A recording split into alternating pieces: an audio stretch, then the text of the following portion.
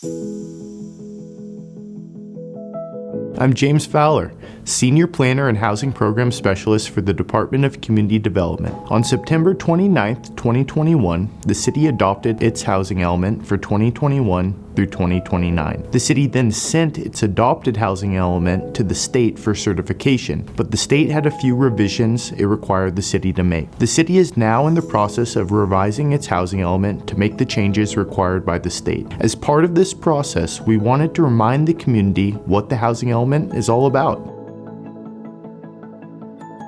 The housing element is a component of the city's general plan and provides an analysis of a community's housing need for all incomes and strategies to provide those housing needs. In other words, it provides an outline for potential housing development in the city for an 8-year cycle. Per California state law, the city of Camarillo must update its housing element every 8 years. The state requires that each city plan for a certain number of housing units to be built within their jurisdiction. This is called RHNA, the Regional Housing Needs Allocation.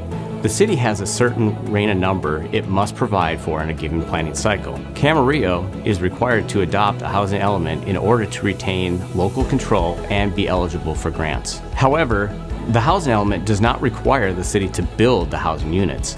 The housing element is intended to provide a blueprint for where additional units could be built, subject to the will of the free market. The city develops this blueprint by identifying land through the city limits for possible redevelopment, looking at current vacant sites zoned appropriately and non-vacant sites that meet the following criteria: older buildings, good street, utilities, and infrastructure access, high net increase in potential building intensity, the potential for a mixture of uses, and low ratio of improvement value to land value. The housing element update provides a positive impact for Camarillo by allowing the city to tailor developments to meet the needs of the community. It's the goal of the city to ensure that our workforce has housing that it can afford, that grandchildren don't need to live 2 or 3 hours away due to the cost of housing, and that seniors on a fixed income can afford to retire in the town they spent their lives in.